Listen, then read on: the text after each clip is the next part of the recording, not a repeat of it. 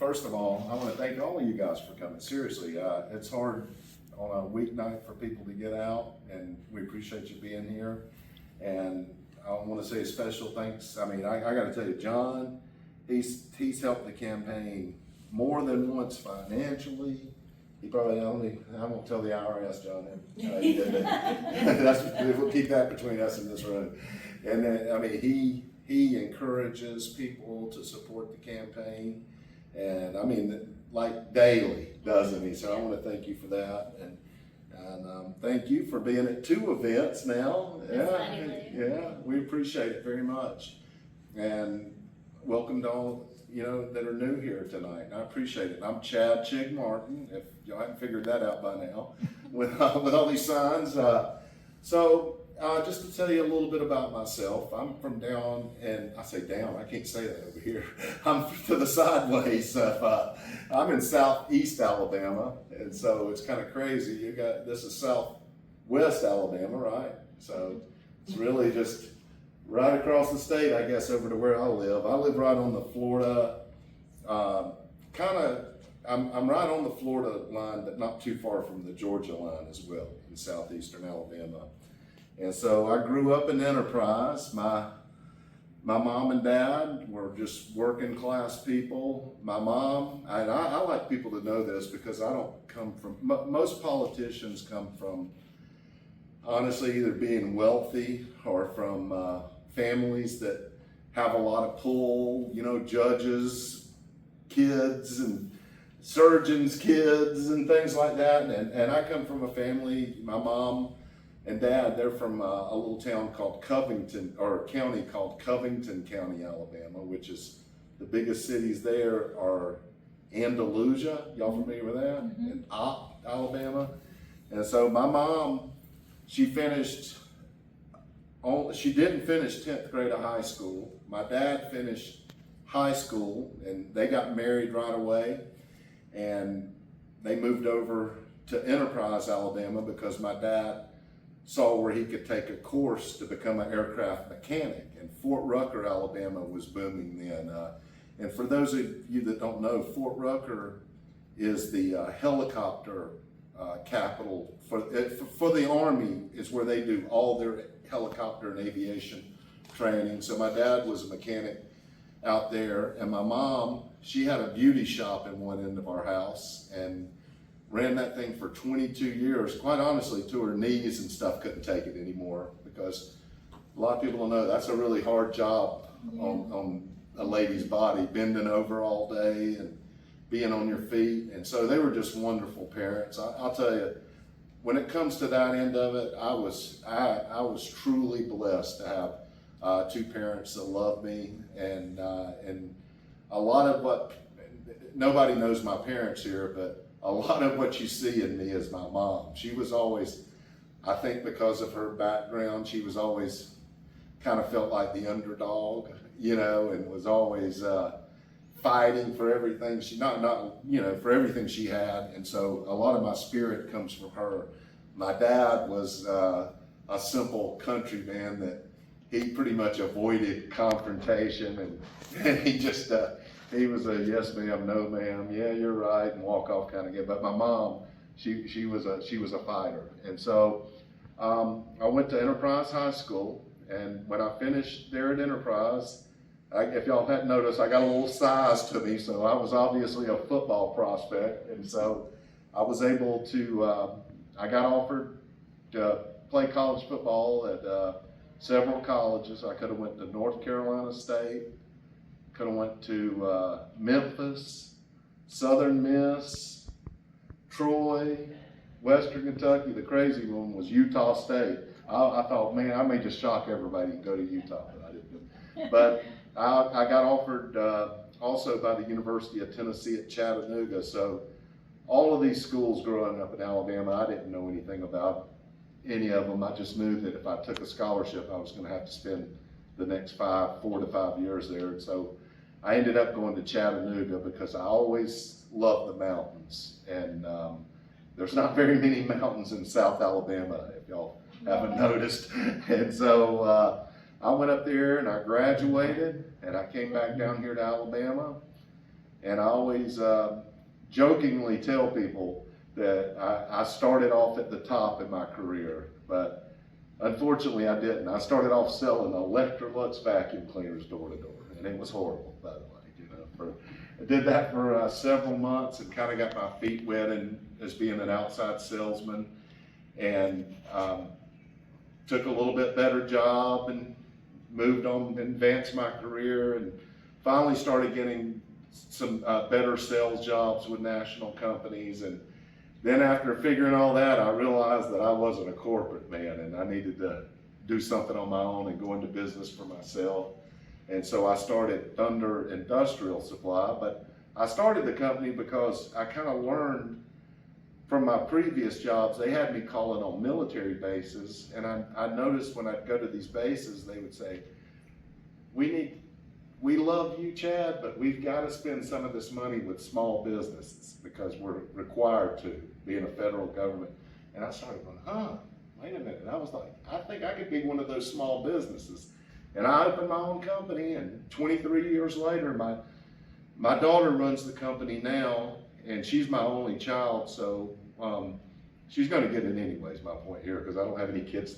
I'm just going to one, that's all I have. So we made her 51% owner of the company, but what that did is it made us a female-owned small business, which lets us get a lot more opportunities with the government. And so she runs that.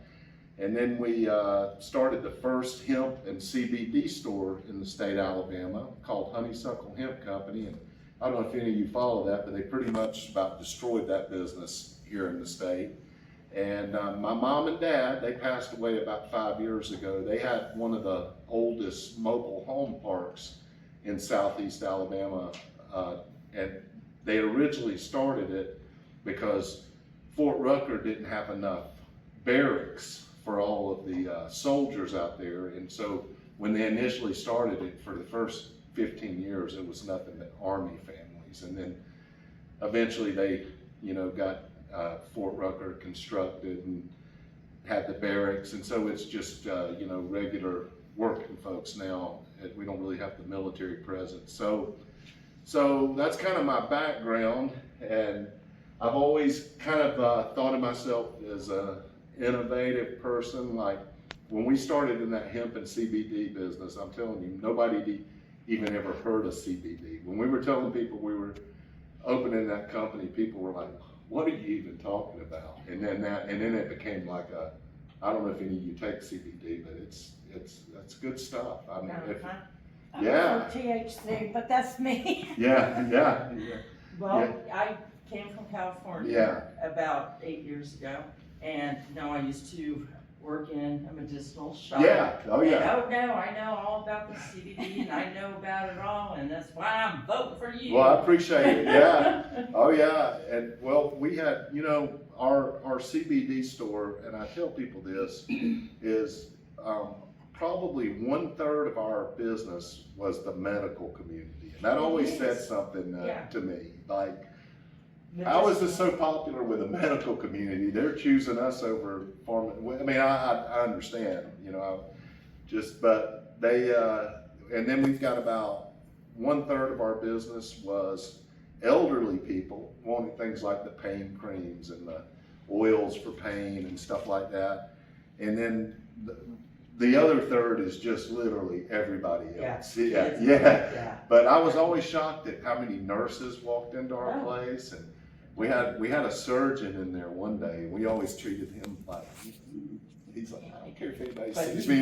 Yeah, and anyway, he brought his daughters in one time. They were in their 30s, and they said, Dad, we can't believe you're bringing us in the store. And he's like, yeah. And we were like, guys want a sample? And the surgeon goes, well, I'm on call, but he's like, give me one of those companies. And I said, are you sure you want to do that? And he goes, man, I've done so many of these surgeries. I said, okay. I was like, that's a true story. And then I'll tell you a funny story. So, well, it's not funny, but I was married for 28 years. I've been divorced about 5.5 years. And so when I opened the store, the craziest thing that happened was the judge walks through the door that's over my, both of us were like, because that was a funny moment. And you know, we never said a word to him. We was like, what do you want? And it was so fun. He like sleeping,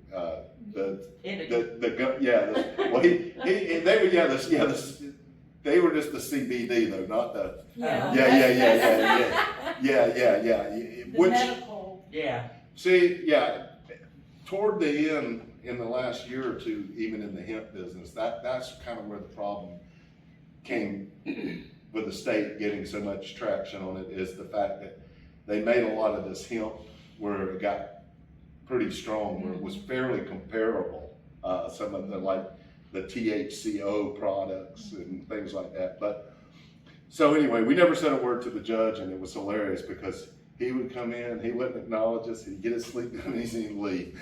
And so, and so that's kind of how my business career and all started. And really, when I look at the state of Alabama, probably the biggest thing that sticks out to me that's a problem, that it causes, this one problem causes a lot of lingering problems, and that's the fact that we're the 6th ranked state in poverty in America.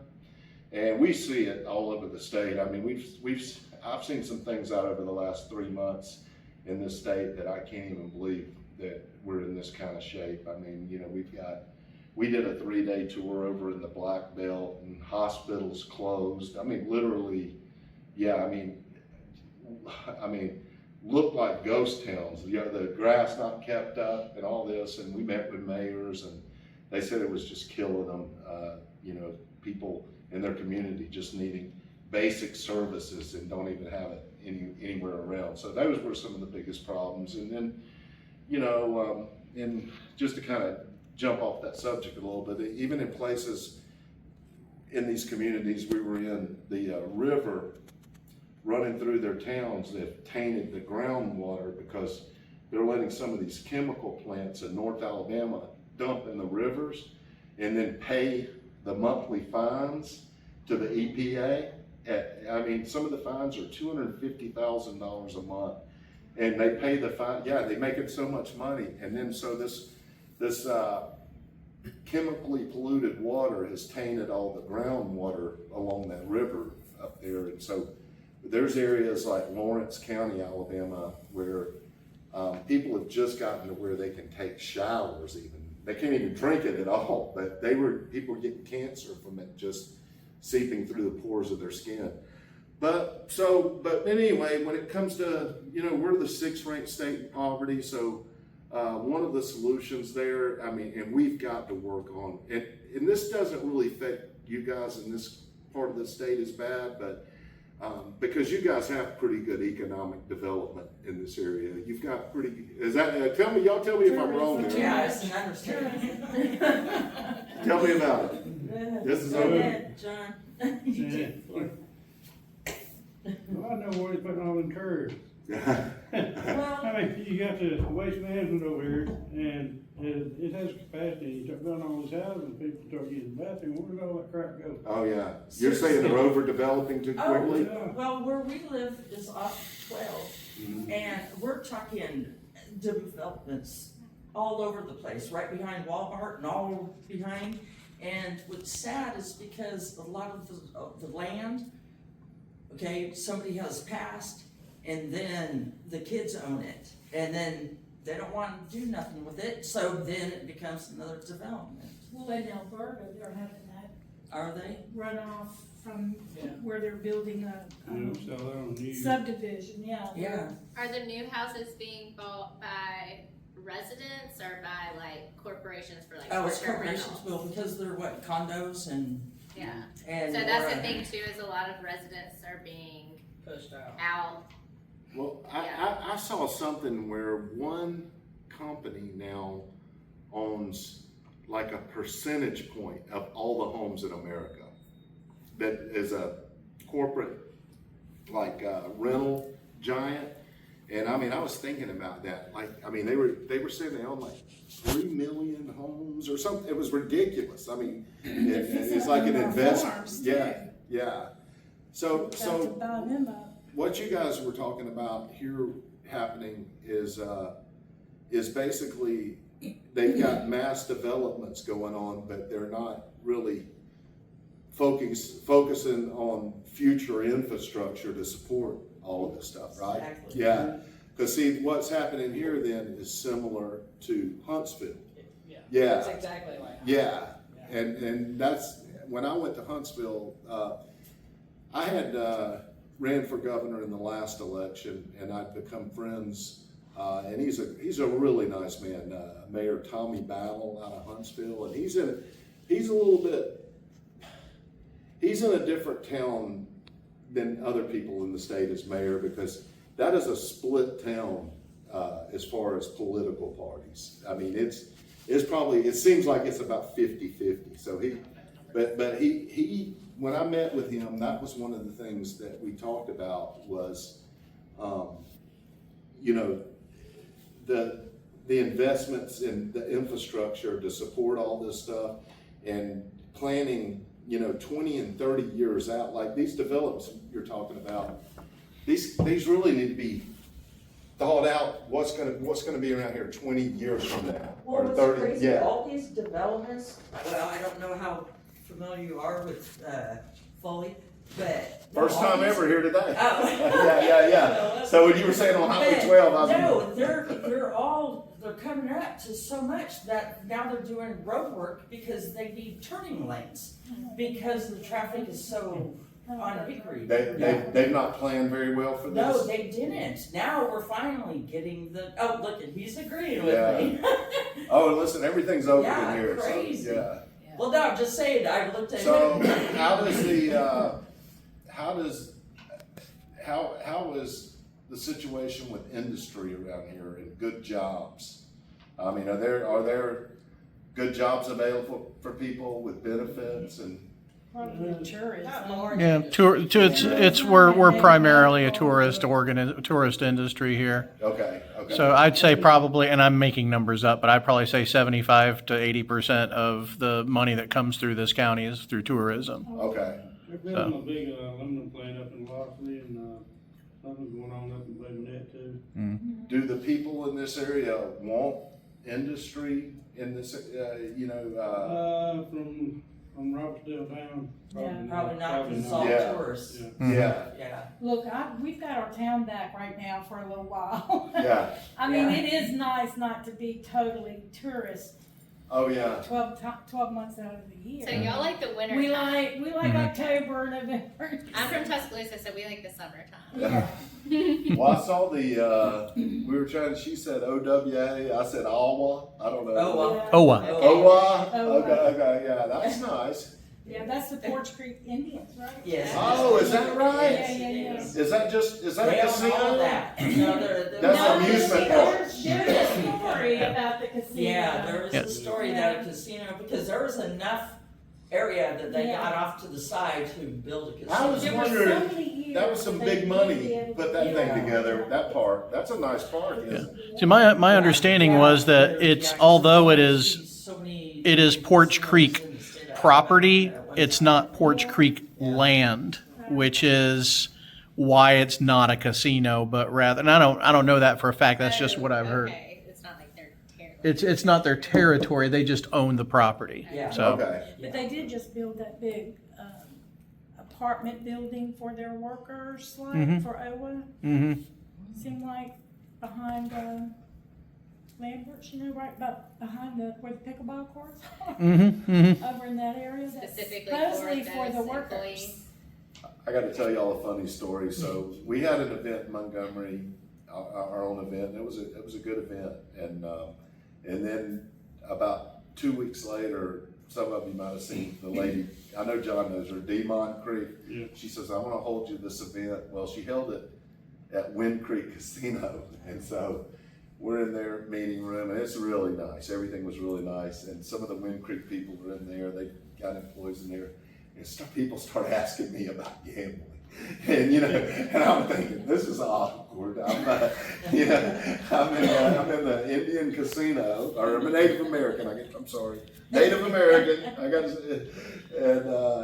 and people were going, what about gambling in Alabama? And I was like, yeah, can we get them to leave the room? But, no, I will tell you this, when I'm it sure you comes, would think about it, right? no, listen, I'm all for, I'm all for what makes sense, and, I think lottery makes Bring- sense. I think you State. get lottery to the people of the state of Alabama, it's a for sure go. That's what I think. I mean, you know, that's just from being a resident.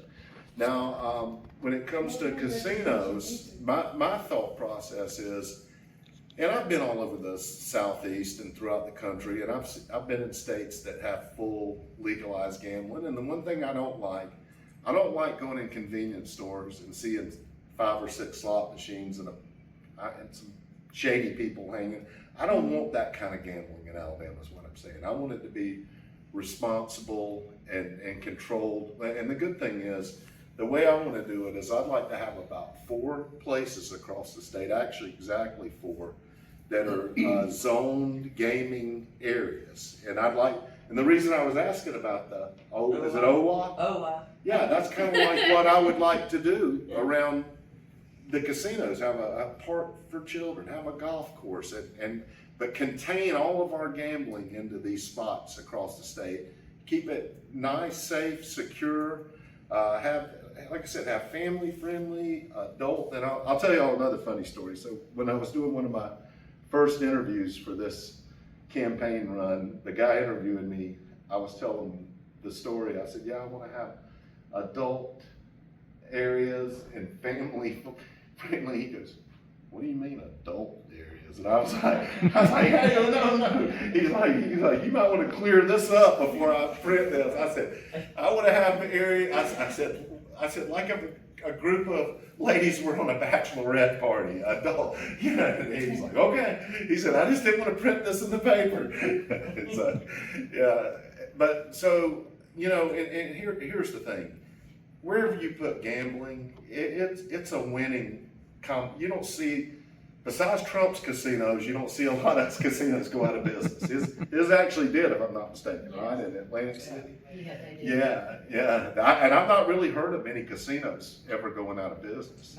Yeah, I would say just start with lottery first. Yeah, I'm all for it. And then move on if it becomes a thing. I mean, lottery is no overhead for anybody to worry about, you know? The lottery, And I mean, those Help areas education. would take years to develop and plan out. Yeah. Yeah. the I mean, it lottery wouldn't was be one overnight. vote, legislative vote away from going out to the people of the state of Alabama. That's how close it was.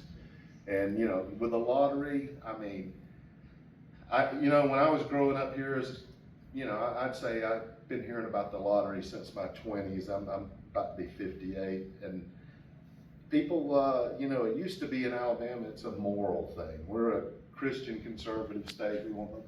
And I tell people now, it's just a way of doing business in this country now, with 46 out of 50 states having the lottery, and every single state around us sucking our money right out of the state.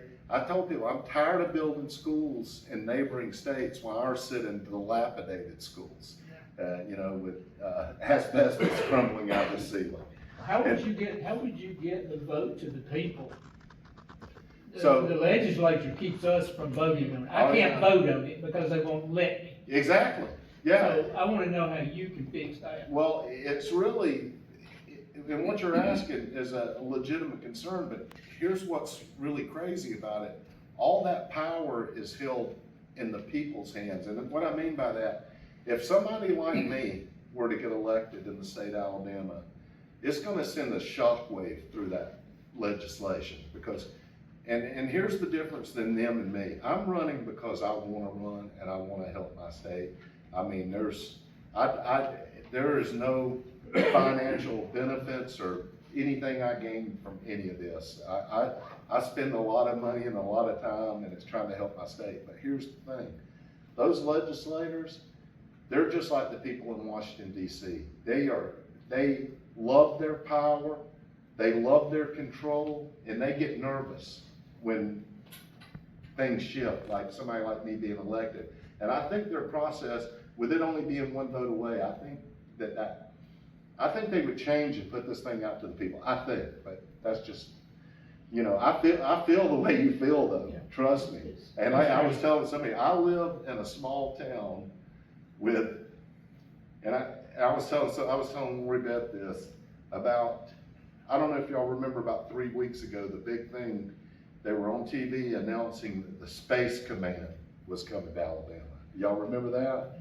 Yeah, well, the two people in the frame with President Trump were Barry Moore and Katie Britt, right there from my little hometown. And I told her, I said, that's the kind of town I live in. And you got me, matter of fact, one of the people here in the state that's one of the major political writers, he's thinking about doing a story about how those two are from this little town and I'm from the little town, and I'm kind of like just the opposite of them, but You're not the Three Musketeers, yeah, right? oh yeah. But No, I'd and, like to, go ahead. I'd like to add to that, because we do get that question a lot, and as far as like legislators working with the governor and stuff, we all have to remember those 3 branches of government that Tommy Tuberville does not. And those 3 branches of government have to work together, and they can, you know, fix the other one. So it's really up to us as the people, when we see somebody that's not working for us, to vote them out and replace them. And that's Agreed. really where we have to work as a party Agreed. too, Agreed. to stack the ballot so that we have those options to vote for. Yeah. Anything else you want to say? Yeah.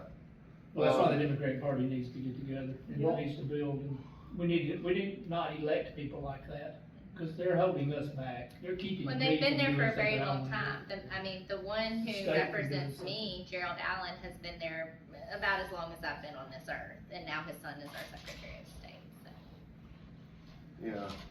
it's been a long time running for some of these people to be switched out. Well, and that's why when we were talking about other candidates, we, you know, we have very few Democrats even running in the state. And then we were the first in this governor's race before Tuberville, before any of them.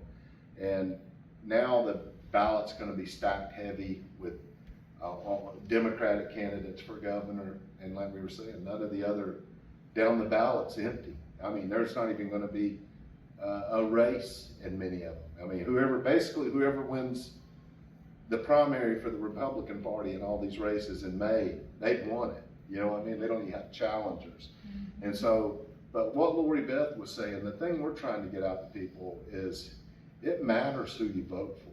You know, to what you were saying, and yeah, it matters. Well, And- that's all 3 levels. That's your judges yeah, on I your agree. municipal level, your legislators on your state, at every level. Yeah, Starts with because we do local, not goes have up. the turnout. You gotta We get those do people out. not have the turnout in Alabama on local level at all. But I know. as a candidate, like I said, you have to navigate some very rough waters here in Alabama doing what I'm doing, and you have to do it in a way that I use this example, and you guys will understand this being down here in Foley, but just like you see one of these men standing on the bridge or on the side of the bay or whatever with his cast net over his shoulder. He's got one goal every time. He throws that net, and his goal is to open that net really into a complete, if he opens it into a complete circle, that means that net has opened up as wide as that net will be. That's kind of the way my campaign is. I have to throw a message out there that catches as many Alabamians as I can. And I have to do that where I'm not just doing this to be running. You have to do that to try to win the election. And that's what I'm trying to do. And we've got a pretty good movement going here in Alabama right now. We've got a long time to go. The beautiful thing about it, I will tell you guys an interesting story. I told you I ran before in the last election. And I can tell you at this point in that last campaign, there was no stories in the newspaper about the governor's race on either side. There was no active campaigning. Well, we jumped out about 3 months ago. And those of you that follow us, I don't know if you noticed, but we just had an explosion on social media that, from where I was in the last election, literally in 2 or 3 weeks, it doubled. Like I mean, we've got the fourth biggest campaign social media page in the Democratic Party in the state of Alabama. The reason I tell you that is because the other three that have the biggest, they're all elected officials, Doug Jones, Terry Sewell. I was trying to think who the other one was. Shamari. Oh, Randall Woodfin. Oh. Yeah, but yeah, and then, but like, I mean, we have a bigger social media than Walt Maddox, the mayor of Tuscaloosa. So, I mean, the campaign's done pretty well, and it's just like this. Like here tonight, this is an investment in the campaign. We need to get our foot on the ground over here in Baldwin and Mobile County, and we acknowledge that, and that's why we're here tonight. And you'll see us back here again. I mean, this is, I hope to be here 2 or 3 times before May 19th, and hopefully the next time and the next time. Of course, I will tell you this, according to the people that said they were coming tonight, we were supposed to have a pretty good crowd. I don't know if y'all knew that, but I guess. Which I'm glad, trust me, I'm so glad you guys are here because you're a group of people that when you leave this room, you can spread this message, and this turns into 20 people, then 50 people, 100 people, and so, but just to talk about what I want to do with industry here in the state of Alabama, probably my strongest suit as a candidate is business. And so one of the things I want to do is I want to have some of the best recruiters, industry recruiters in the nation. And this is an investment I want to make in this team. And I want to have me, the governor, work actively with them to bring some top tier industry to this state. Because, and I understand that doesn't really apply to you guys down here on the coast because it's about tourism. I mean, that's what you guys told me. And there's really, tourism is something you have to manage, by the way, because you don't want this place overdeveloped like we were talking about and ruin the natural beauty of places like Foley, Alabama, and Orange Beach and Gulf Shores, because quite honestly, we were just looking out this door right here and we were like, this is beautiful terrain down here. It's that coastal. Oh, and if you go up toward Fairhope, it's sod fields and cotton and. I saw peanuts not too far Yeah, from here. peanuts And too. yeah, I didn't even know they So grew there's a peanuts over lot here. of farming. Yeah. That you don't really realize because you focused in on the beach. Probably 2 blocks off of 59 and you're into farmland. Well, see, I'm right down there above Panama City Beach, Florida. Now that's kind of gone a little. Oh, it's, overkill. listen, you can't even, if you ride down the beach road down there, you can't even see the beach for 40 or 50 Yeah. miles over there now. There's so many. Yeah. Yeah, I wouldn't want us to be that. yeah, Because it definitely is more family friendly here than Panama City was or yeah. is still, I Yeah. don't know, but definitely wasn't very family friendly, Well, they have pretty much shut down spring break down there now. Yeah, Because. yeah, they're pretty strict here with spring break, Yeah. but, So anyway, we're gonna literally reach out across the globe and bring top industry right here to Alabama. And, some of the things that are an important part of that, I don't think the regular college degree is what it used to be. I tell people, I kind of compare it to when I was growing up. People always used to tell you, man, if you don't have a high school degree, you don't have anything. Y'all remember those days. And now that's about to change from high school degree to college degree, because there's so many people now with college degrees that, I mean, Can't get a job. they're working retail. They're what was your working, degree? me, criminal justice. Oh, wow. So, yeah, I Did had, you work in the industry? well, when I was in college, I actually worked at a, county jail for a summer, and y'all gonna laugh at this, but I got in more trouble because, I love talking to the inmates, and they would always pull me to the side and say, you can't be talking to them like that. I mean, I'll be honest with you, some of them were, I would be telling the people, I don't think you did that. And they're like, yeah, it was Can't they do all. it. And I'll tell you the craziest thing was, Well, you did end up selling vacuum cleaners. Yeah. Yeah. Hey, they used to, literally have like, hot dogs every day and a bowl of white rice, and I ate with them every day, but for some reason, I always liked the food, but, I didn't mind it. But one of the things, when we get this industry here to the state that I think we've got to work on, and talking about the college degrees, is I think trade schools are something that we have to invest in here in the state. A lot of people, I don't know if you're familiar with the Job Corps Center, Job Corps of America. Well, they shut all of those down. And that was a big loss for the country, because what that allowed was basically kids that didn't have a whole lot of money, from a certain socioeconomic status of basically poor, allowed them to go to these schools, learn trades, and when they would actually live at the school. And I've been to these schools, and they're very well run. But the whole thing was, if they went with the program and they left there with a license in whatever trade, ready to go into the workforce. And I just think that that's where our investments need to be, especially, the common person can't afford to go to college nowadays. So what would the trade schools bring you to, like the shipbuilding? See, that's the thing. The way these trade schools would be set up, they would run in correlation with what industry you were recruiting in that area. So for instance, down here let's say the Mobile area, and I know this isn't Mobile, but it's close. But if we had a trade school, they'd have a welding program or a machine shop program, or even these schools do nursing. And I'll tell you a neat thing about these schools is the way the Job Corps Center did it. Every student, if you were in the welding program, you had to wear a certain outfit. You wore it every single day. If you were in the nursing program, a certain outfit. If you were in this program. And that way, every person that worked in that school could look at a kid and know by his outfit where he was supposed to be. You know what I mean? And so I definitely want to work on trade schools here in the state of Alabama. We've got to, and we were talking about healthcare. We've been in some of these small towns where they've shut the hospitals down.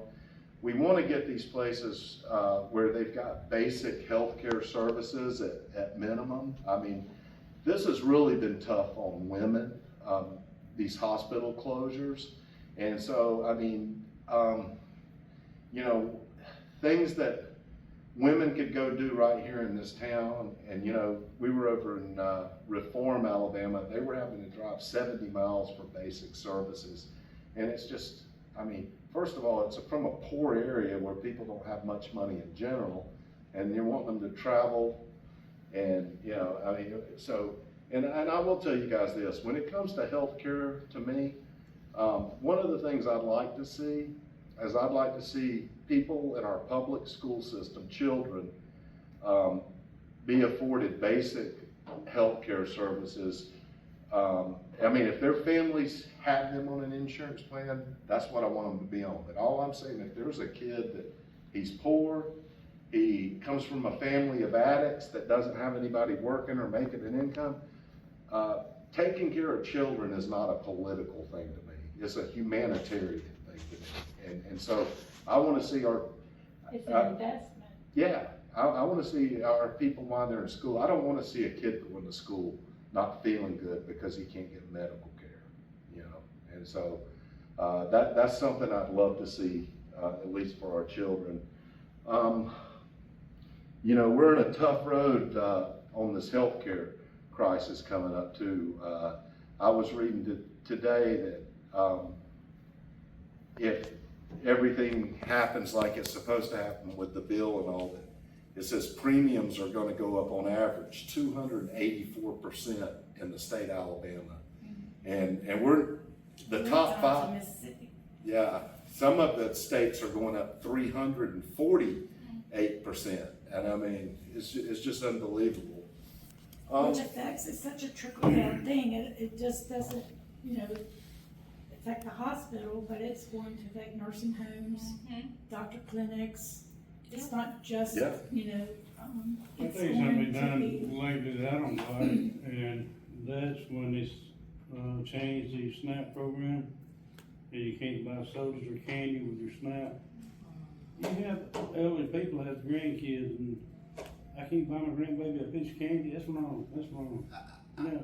I kind of got put in my place by a lady, and I mean, not in a bad way, but rightfully so. We were talking about that, and John, she told me just what you said. You know, she said, everybody says they don't want, but she said, if you've ever lived poor and, you know, you enjoy a piece of candy every now and then, or enjoy getting your kid a Coke, or, It's probably the cheapest option. Yeah, To and get anything organic or good for you is a lot more. we've been to so many areas in this state that it's truly not the people's fault that live there for the shape they're in. There is no opportunities, especially when you talk about, really, you don't have to go much farther north out of Mobile, and the state starts becoming very poverty stricken up that western part of the state, and really over to Montgomery. But yeah, so we got some things there. And talking about healthcare, I mean, it's always something that, you know, people want to know about, is the stance on women's health care and just medical freedom. And I can just tell you this, if I were your governor, the thing is, I don't want to know about your private health care business. I don't want the state to be involved. And then I want you to make those decisions with you, your doctor, and that's your business. That's not any government's business. And a lot of people, you know, say, this is a very conservative state. They'll say, so you're for, you know, killing babies or this, or no, I'm not for that. I mean, you know, but I also tell them, have you ever looked at the top 10 reasons that people have abortions in this country? And I have. These are through scientific institutes putting these studies out. Like the top 5, and I don't know the order, but like one of the reasons, already have children and can barely afford to get them the health care that they need.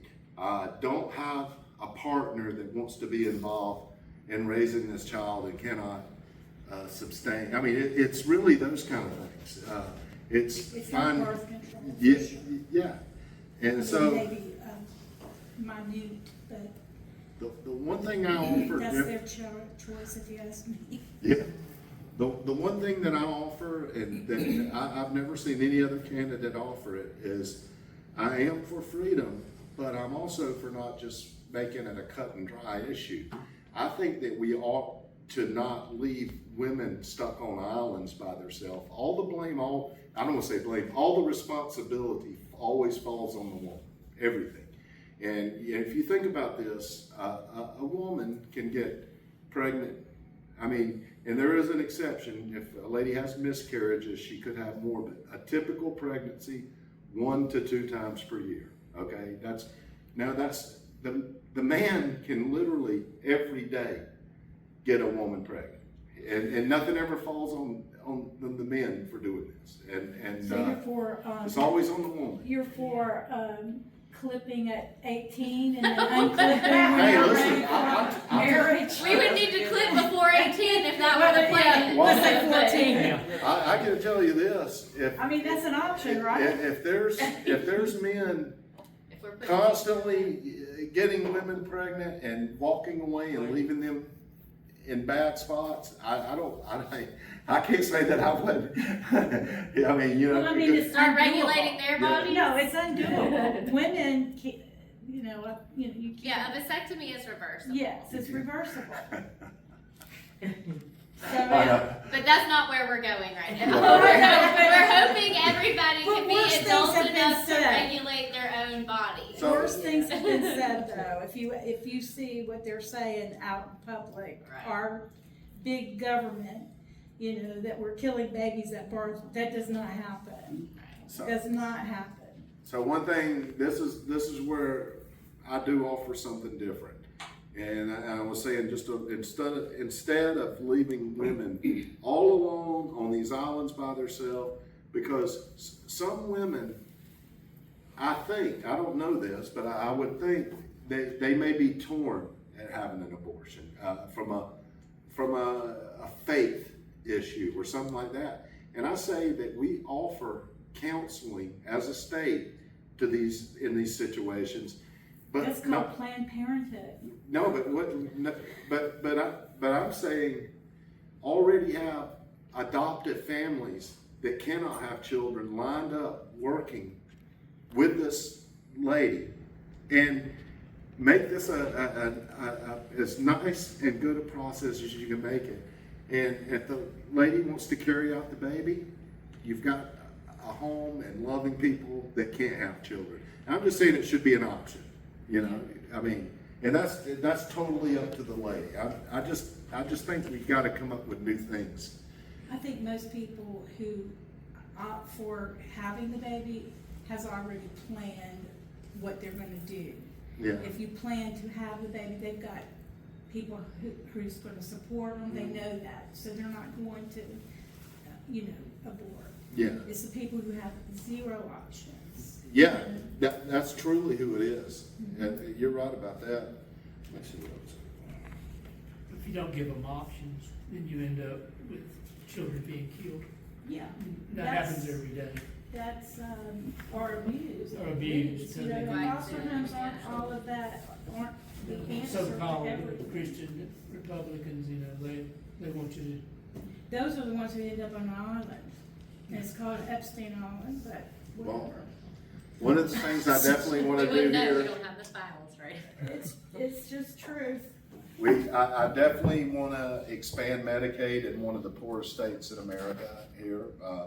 It would provide health care to so many people. And the way that works, if you don't know, is we would basically, when we paid for this expansion of Medicare, at the end of the year, the federal government sends you 90% of that money back that you paid out.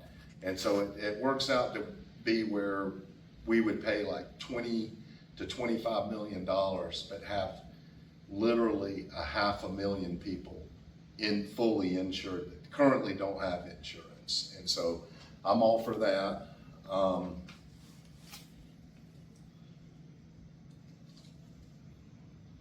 When it comes to mental health, I want to just tell you, basically that's non-existent in the state of Alabama. I met with the sheriff up in Cherokee County, Alabama, and he was telling me of how tough a spot law enforcement gets put in with mental health patients, because he said they're not breaking the law when they have mental health problems, but they're also not getting any care or treatment from the state. And he was telling me how horrible of a position that it puts them in. And he said, he told me about a kid that he grew up with that's a grown man like him now, and he said his whole life he knew he had mental problems, but he's never had any help for these problems. And he said that they will pick him up and they'll take him to the little county health agency, and he said, but before a half a day goes by, they see him walking around in town. I mean, literally, and he's released.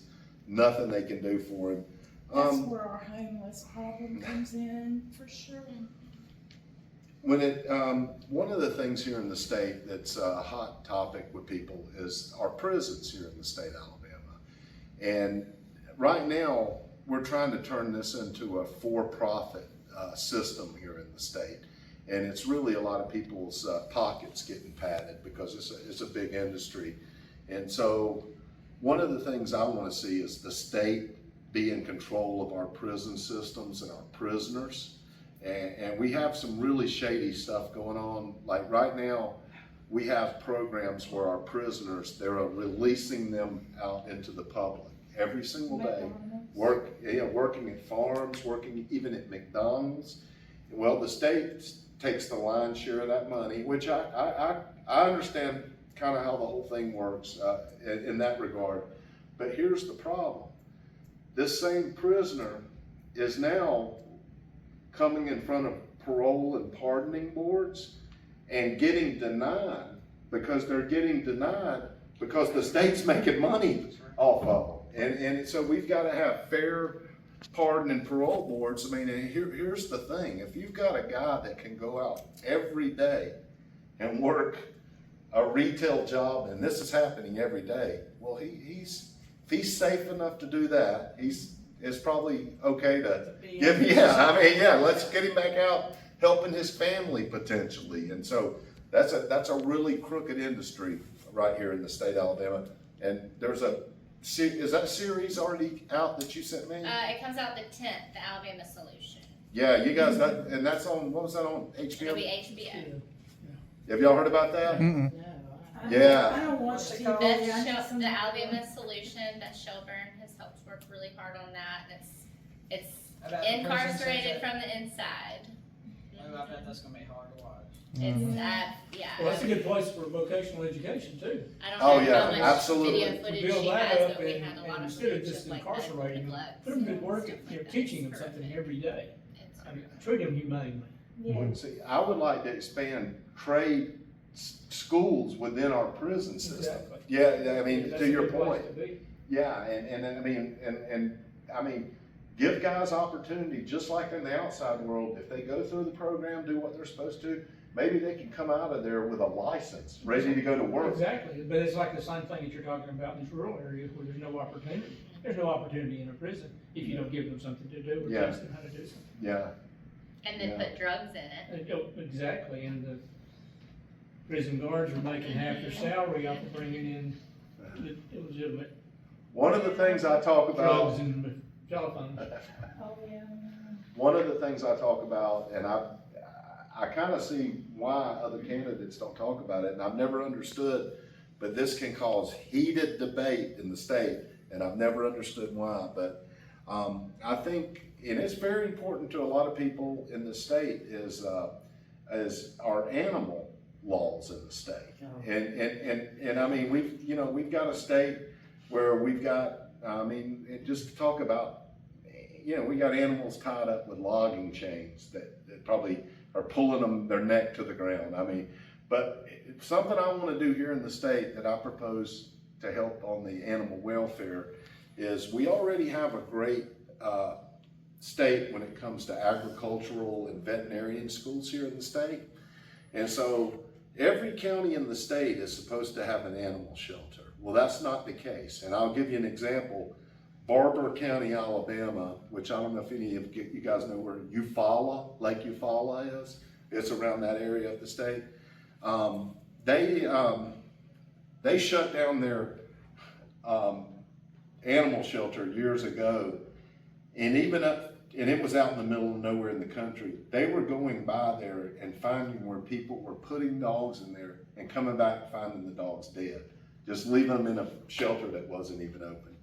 But one of the things I want to do in the state is I want to get every county that has an active shelter. But what I want to allow is I want to work these shelters with our state colleges that have veterinarian programs and get these veterinarian students to come out and work at these shelters and provide affordable spay and neutering here in the state for citizens, all while these vets are getting class credit and college credit. And so it's just something we have to improve on.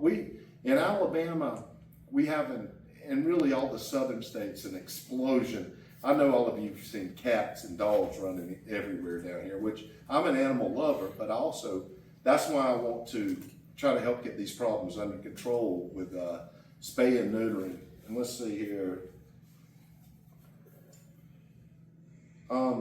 I think one big opportunity that we have in the state of Alabama is and I meant to talk on this a little earlier, but the natural medicine is a global trend that's very popular, and we're a farming state already. And I think that if we invested and put our state in a position to change some of our farming industry to natural medicines and used our agricultural schools as teaching systems to teach people that want to be leaders in natural medicine. I just think there's a huge opportunity with our farming background here in Alabama. But let's just open it up for some questions if anybody has anything you guys want to talk about. There's a huge, solar farm that just was, up on, is it 98? I'm not great with Yeah. the highways.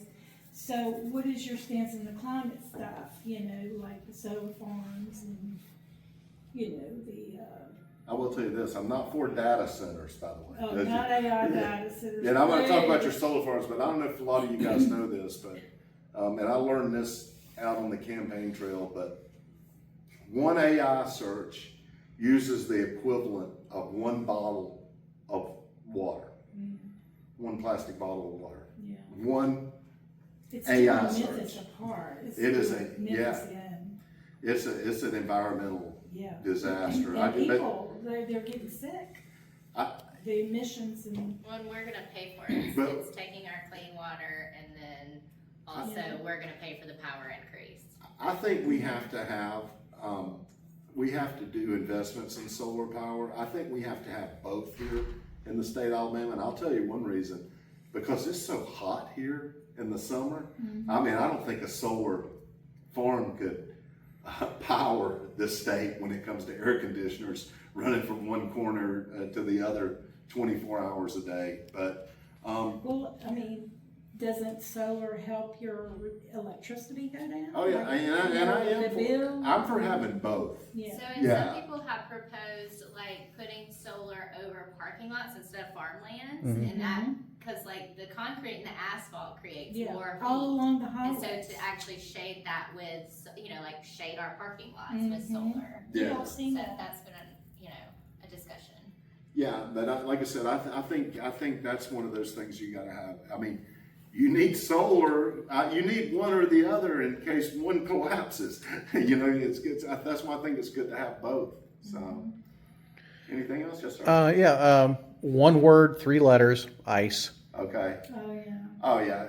Listen, I'll just tell you how I feel about immigrants. And I come from a small town, a farming community. And I just tell people straight up, if you took every immigrant out of the town I live in, my town would collapse. I mean, all of the peanut farmers, all the cotton farmers, all the poultry plants in the area, whether anybody wants to admit it or not, it's 90% or more Hispanic workers. And I tell people this, and this is because I'm just speaking honestly and from the heart, but some of the nicest people in my community are immigrants. I mean, I tell this story. One time I was out in the front of my house trying to load something in the back of my truck, and I couldn't hardly pick it up.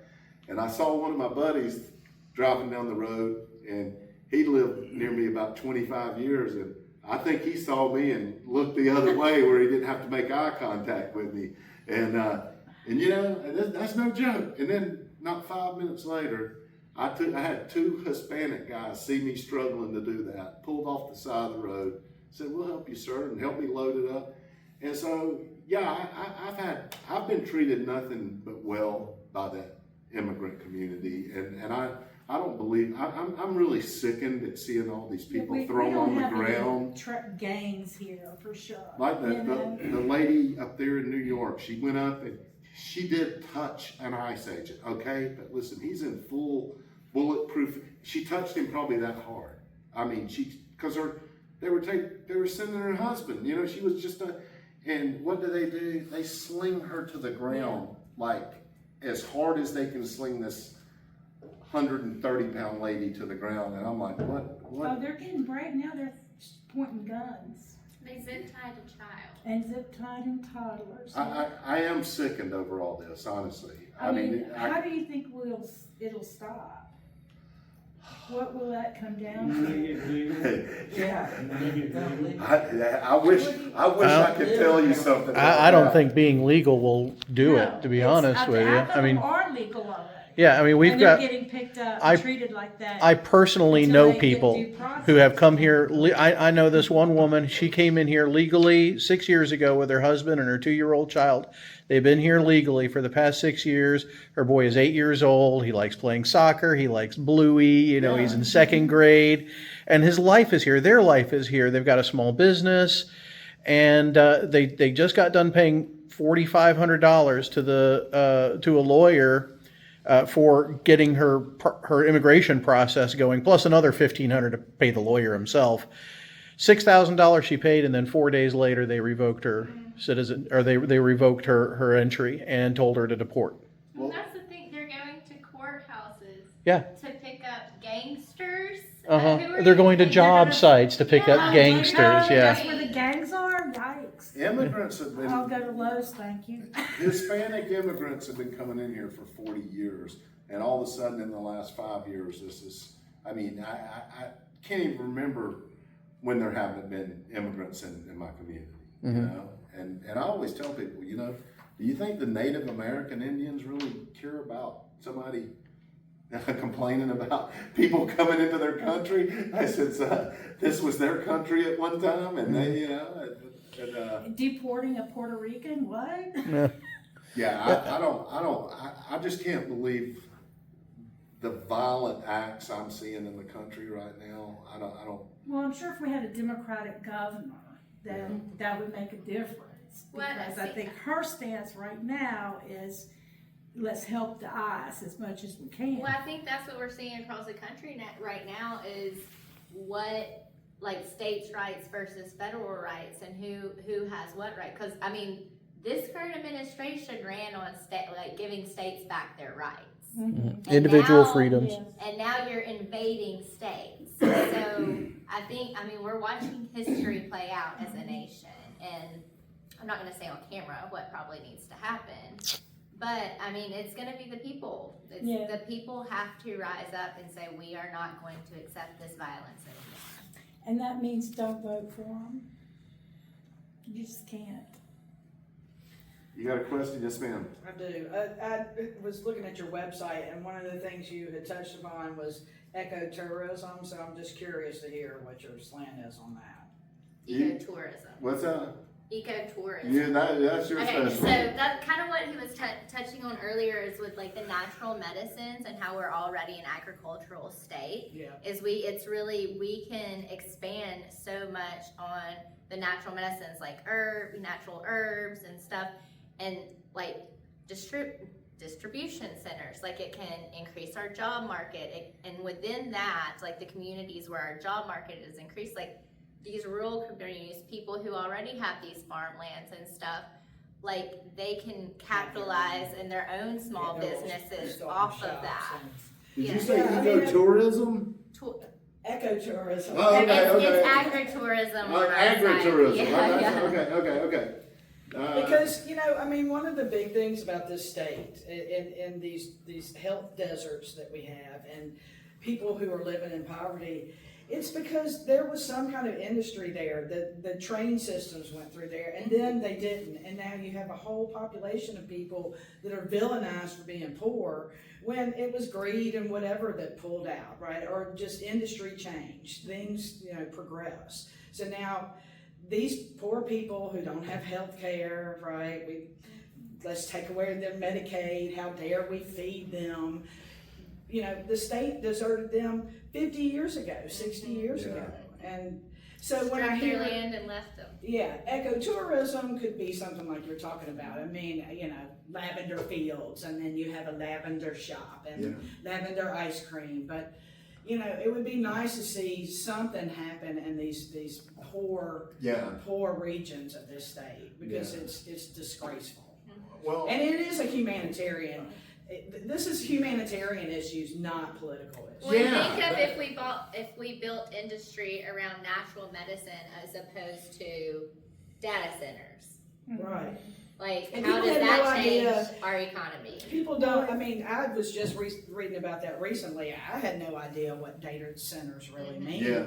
But they're gonna be sucking everybody's oil, Means their no water, jobs their and no resources Yeah. for us. I Yeah, mean, a handful of people running them and taking up But city blocks. yeah, and and just the impact that they're gonna have on our natural environment and climate change is horrendous. Yeah, and you know, one thing about when you That's the get tech bros vision.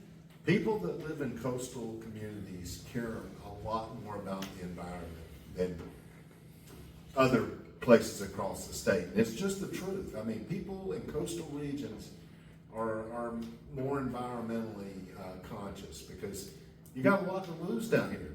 What's so beautiful down here could be all, like we were talking about with the developments that are What about popping. our forestry that's going to be ravaged pretty soon? Talking about selling off the timber? Yeah. Yeah.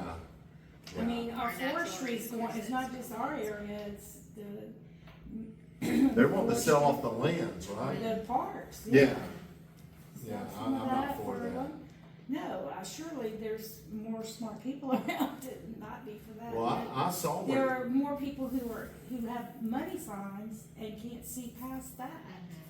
So it's a definite greedy mindset that, I can't saw where vote they were for talking them. about selling millions of acres of timberland in Alaska that have been protected. Our And, national Yeah. parks, they're selling off our national parks. yes, they That's are. part of the big beautiful bill. They sure But, are. you know, I didn't cover something, I just remembered it, but one of the things we definitely gotta address here in the state is our school systems. And obviously, lottery would be something that would hugely help that. We've got some of the lowest paid teachers in the nation right here in Alabama. We're one of the, somewhere around 45, it's different numbers, 44 to 45, 46, where we're ranked. I was talking to the guitar player's girlfriend, and she was telling me, she goes, we're actually past you guys in education. Like, she's like, y'all are ranked higher than us. Like, she was at, I think she said Idaho. Oh, I didn't know Idaho really was in that bad, but the thing we have to do here in the state of Alabama is, and I've thought long and hard about this, I've just realized we don't really know how to run school systems here in the state. We've tried it for many, many years, and we continue to be at the bottom. And it's not the teachers' faults. It's the support system. It's the leaders of the system. And one of the things I want to do here in Alabama, first of all, like I said, if we can get that lottery passed, that would be beautiful. If not, you have to deal with the hand you're dealt. But I think it starts with, as simple as it sounds, bringing in some of the top educational program managers in this country from other states, making an investment as a state, getting those people here and helping us develop a program that raises our test scores, improves our curriculum. I will say this, when I've met with teachers across the state doing these events,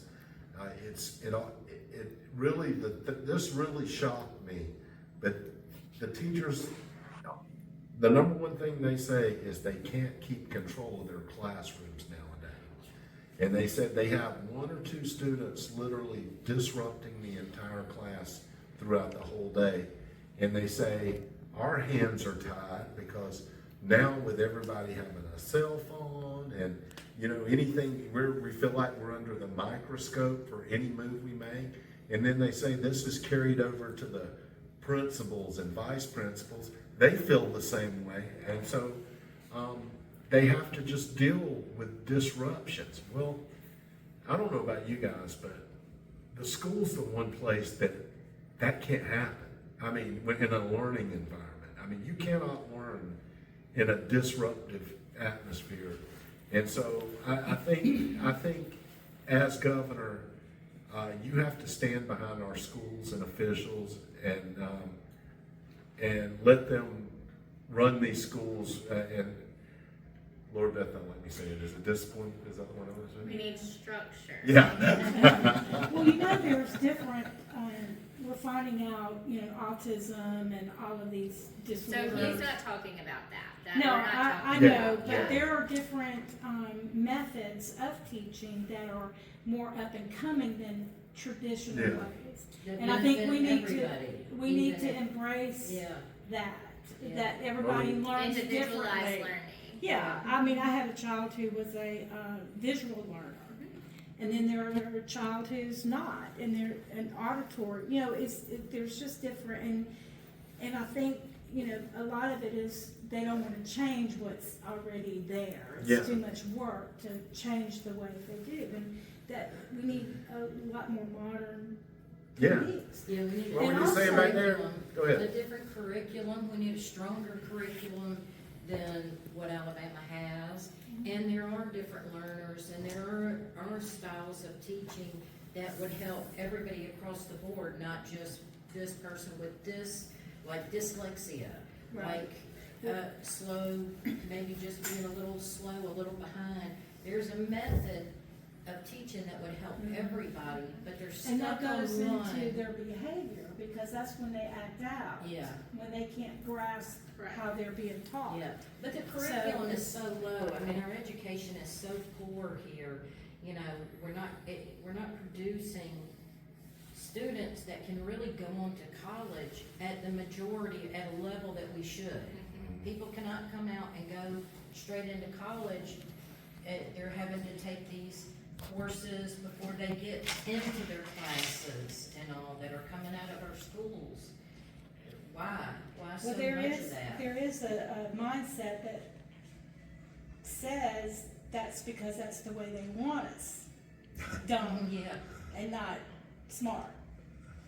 You know, smart people hate certain people. But But the what one do you- other thing is the pay, Alabama's pay, we've gotta get a minimum wage and not go by the lowest minimum wage Yeah. standard. And I'm glad you brought that up. I mean, I can just tell you this, as a small business owner, and my lowest paid employee makes right around $20 an hour. Well, that's because, first of all, I need her to be able to make a living. I need her to be able to pay her apartment and her car payment, and my whole point of all that, and I try to tell business owners, they say, that's, you know, not every business owner can pay $20. I understand that. But people can't make a living off $7.25 an hour. I mean, I'm sorry, but it's a joke.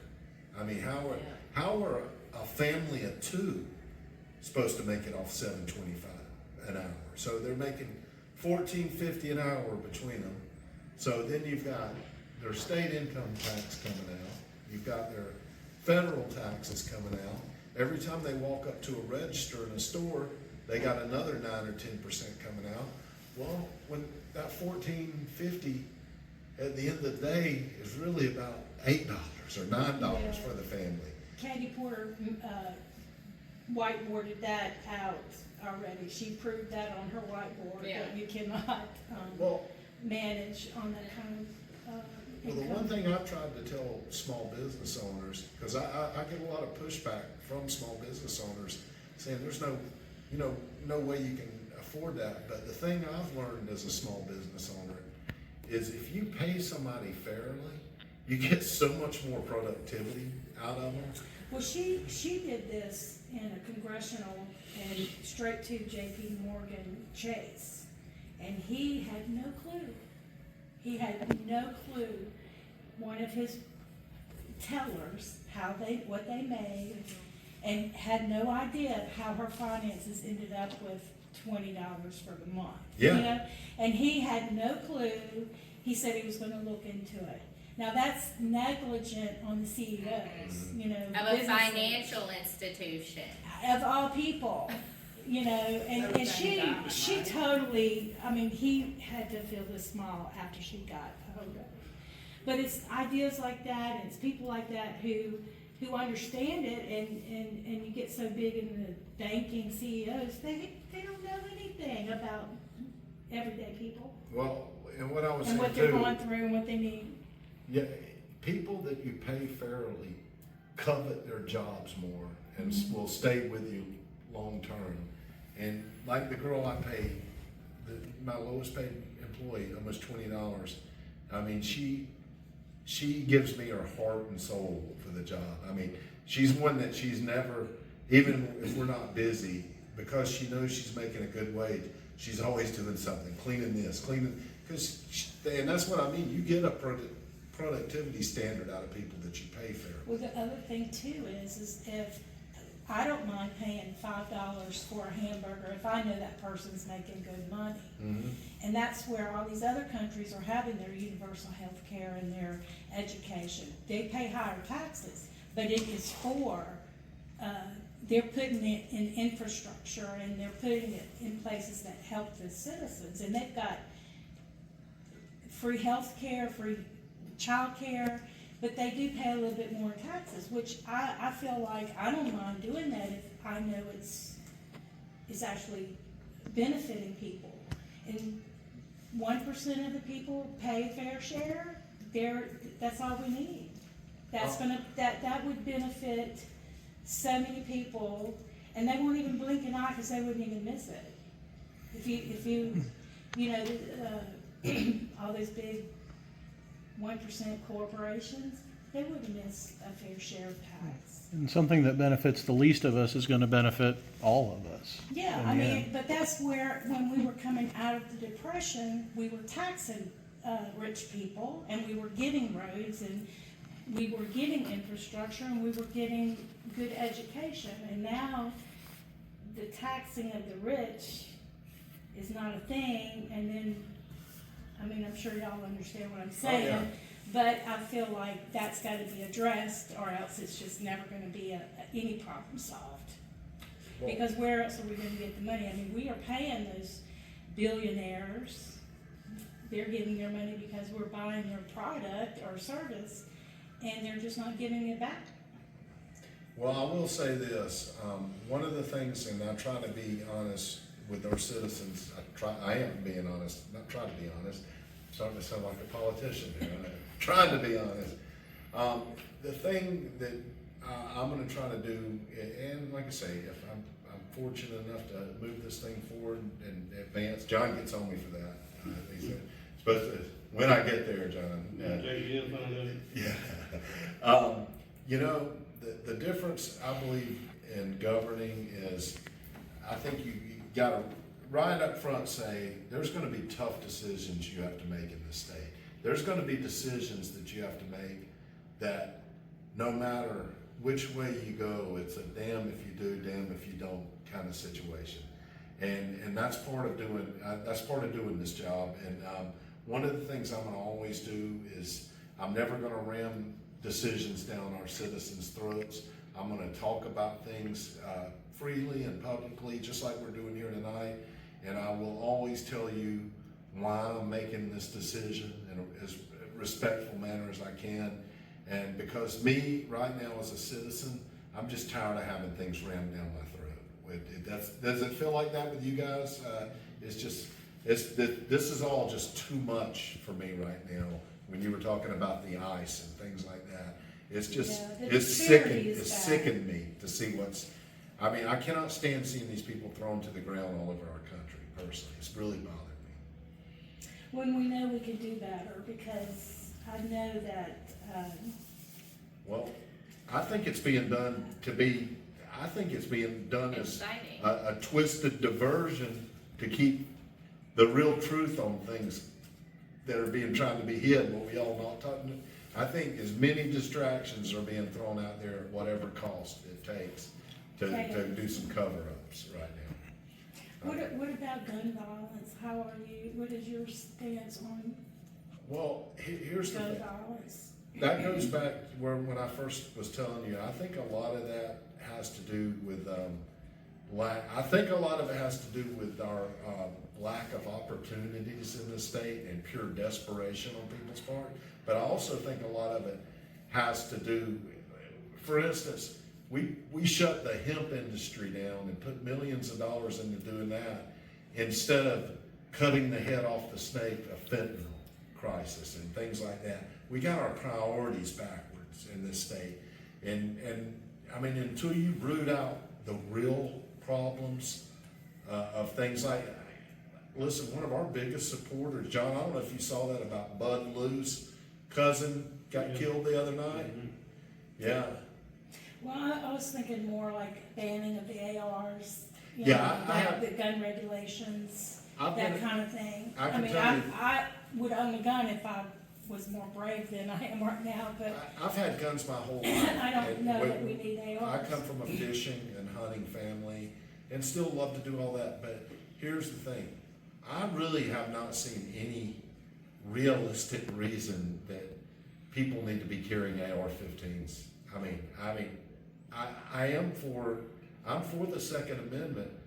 I really am. I mean, like I said, I've Me too. inherited I so many understand. guns and have guns, but some of these assault style Those are, that's weapons, what's doing the damage. I just don't see. Yeah, I just don't see where the need is for it. And that's a real careful line to tread because I am for the Second Well, Amendment. we actually had a gun violence protest a few weekends ago over in Fairhaven, and the amount of people that cursed us was unbelievable. And we had signs that said, "Protect children, not guns," okay? And a lot of children, we had a memorial for some of the children that had been passed from school violence, gun violence. But one lady said, "We're gonna pray for y'all." And I just don't understand the mentality of that mindset that, you know, Oh yeah. Well, Well, I mean, It just they feel blew like my mind. they feel like we're trying to take their guns away, which no, I mean, Is no. the The fear of what they're Second trying to Amendment say is to just them. as important in the Constitution as due process is. I mean, and if you tamper with any of the Constitution, then it's knocking over a house of cards I mean, at that they point. get pretty crazy when you talk about Yeah, it. but there needs to be some kind of common sense Yes, there are some regulations. regulation or Just for instance, in Montgomery, all of this happened while Mental some health. big events were happening in Montgomery.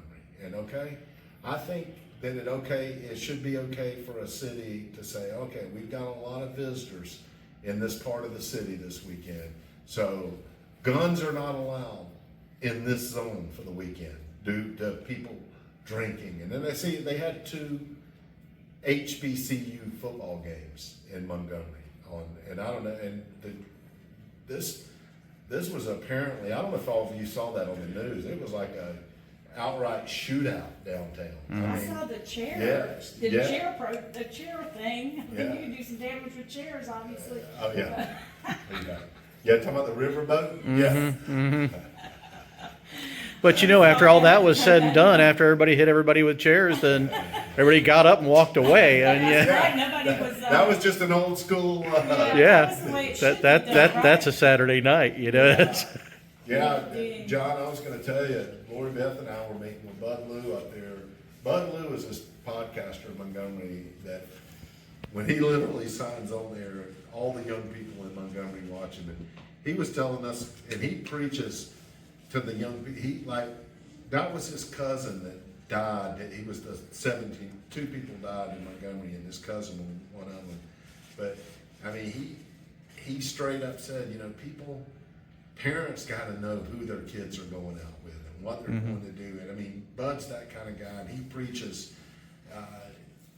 non-violence there in Montgomery. But while he's telling all this, he tells us about his best friend getting shot, wasn't it shot right in front of him or something? And he said when he sat there and looked at his buddy laying dead on the ground, he was like 15, is that right? I don't know, it's Bud Lou's story. Yeah. But anyway, he said just looking at him just changed his whole life, Yeah. like it took apart. But Bud Lou had told us about he showed us where he was laying in his bed one night asleep and a bullet flew through his house and shot through his leg. So this guy,